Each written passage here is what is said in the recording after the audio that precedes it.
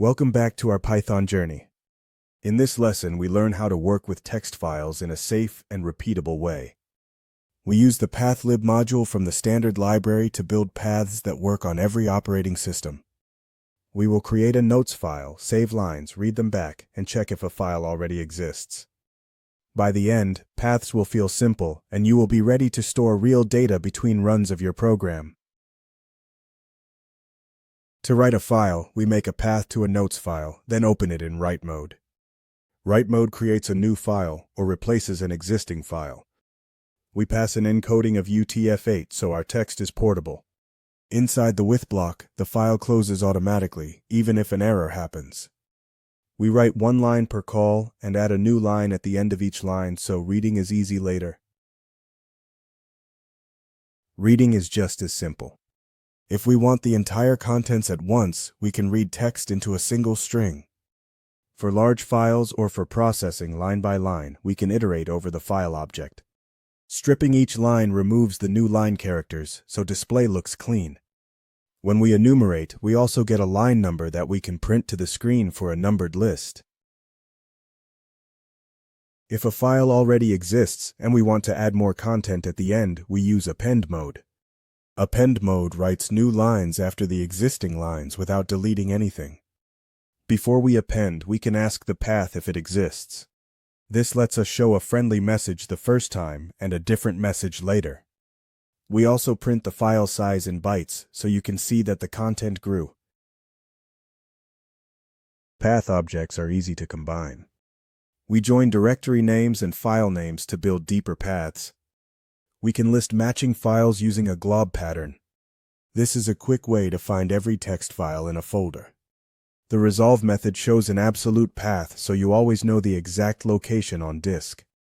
These features remove hard-coded strings and make your code portable across different machines. Challenge time. Here is your challenge. Build a simple to-do list stored in a text file. Ask the user for items, write them to the file, then read them back and show a numbered list. I will give you a starter template with clear steps marked as to-do. Fill each to-do to complete the flow. Use a with block for writing and a second with block for reading. Keep the encoding as UTF-8 for consistency and portability. Pause the video now and give it a try. Don't forget to hit that subscribe button. Here is one way we could have completed the challenge. First, we create a path to a to-do file inside a data folder. We ask the user how many items they want to add and convert that to an integer. For each round, we prompt until we get a non-empty line. We then open the file in write mode and store each item on its own line. Next, we reopen the same file in read mode, enumerate the lines, strip the end of line marker, and print a clean numbered list. Let me know how you went with the challenge in the comments below.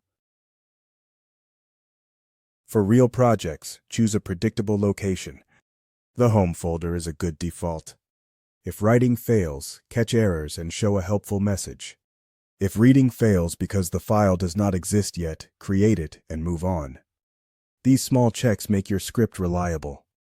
Notice that we never hard-code separators or platform-specific details. Pathlib keeps our code clean and future-proof. Lesson recap. We used pathlib to write and read files, append safely, check if a file exists, list matching files, and build absolute paths. You completed a to-do list challenge with a clear flow from user input to a stored list and a neat display. In the next lesson, we shift gears into modules. We will use the random module for simple simulations, the math module for numeric helpers, and the datetime module for dates and times.